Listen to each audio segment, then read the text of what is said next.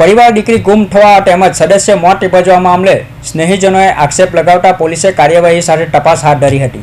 ભાવનગર જિલ્લાના નાસિકપુર ગામ ખાતે રહેતા મૃતક મનસુખભાઈના પુત્ર રાજેશ વાઘેલાએ આક્ષેપ કર્યા હતા। તેમના કાકા નાનાભાઈ બાબુભાઈ વાઘેલાની દીકરાને તેમજ કુટુંબનો વિશાલ નામનો યુવક ભગાવી ગયો હોય તેને લેવા તેના પિતા અને કાકા આવ્યા હતા। જો કે દીકરી નહીં મળતા તેના લગ્ન અન્ય જગ્યાએ કરાવી દીધાના આક્ષેપ કરવામાં આવ્યા હતા। દીકરીના લગ્નના 7 દિવસ બાદ ફરીથી કુટુંબ યુવક ભગાવી ગયો હોય। દીકરી પુણાગામ વિસ્તારમાં આવેલી નીલગિરીમાં હોવાની જાણ થતાં મનસુખભાઈ અને તેમના ભાઈ નાનાભાઈ નીલગિરી વિસ્તારમાં પહોંચતા તેમના ઉપર હુમલો કરાયો હોવાનો આક્ષેપ કરાયા હતા।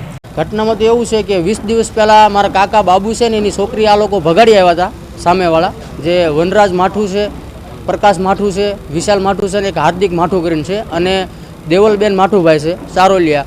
ગામ એમનું છે થોરાળી, તાલુકો છે શિહોર અને જિલ્લો ભાવનગર। ત્યાર પછી 20 દિવસ પહેલાં અમારા કાકાની છોકરી ભગાડીને લઈ ગયા હતા, એને સુરતમાં લઈને ગયા હતા। પછી આ લોકો અહીંયા સુરતમાં એને ખબર પડી એટલે આ લોકો છોકરીને પાછી લઈ ગયા। પાછી લઈ ગયા પછી છોકરીને તાત્કાલિક 7 થી 8 દિવસમાં બીજે પરણાવી દીધી। બીજે પરણાવી દીધા પછી આ લોકોએ એવા માથાભારે માણસો છે અને ખૂની માણસો છે અને આ લોકોએ સામેથી ફરીને પાછા જ્યાં છોકરીને પરણાવી હતી ત્યાંથી પાછી ભગાડી આવ્યા। અત્યારે છોકરી લાપતા છે કે વાવડ મળતી નથી। ત્યાર પછી મનસુખભાઈ, બાબુભાઈ અને બાબુભાઈનો દીકરો વિક્રમ, આ 3 લોકો ગામડેથી કોઈને કીધા કરવા વગર સીધા આ લોકો અહીંયા સુરતમાં આવ્યા। નીલગિરી વિસ્તાર કહેવાય છે, પર્વત પાટિયાની આજુબાજુ, ત્યાં ગયા એટલે જઈને પૂછ્યું એટલે ડાયરેક્ટ આ લોકો માથે હુમલો કર્યો અને મનસુખભાઈ મારા પપ્પા છે એક્સપાયર થઈ ગયા અને બાબુભાઈ અત્યારે સિરિયસ કોમામાં છે। હુમલો કરનાર જે વ્યક્તિ છે એ કુટુંબમાં મારા પપ્પા મનસુખભાઈ અને મારા કાકા બાબુભાઈ, એમના બેન છે અને એમના ભાણિયા છે।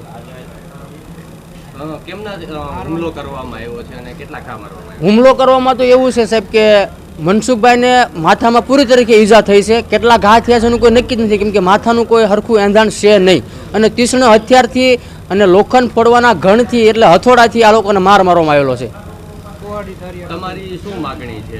અમારી માંગણી એવી છે સરકાર પાસે કે અમને આમાં ઇન્સાફ આપો અને આ લોકોને જે કડકથી કડક સજા થાય અને ફાંસી થાય તો અમારા માટે બેસ્ટ જ છે।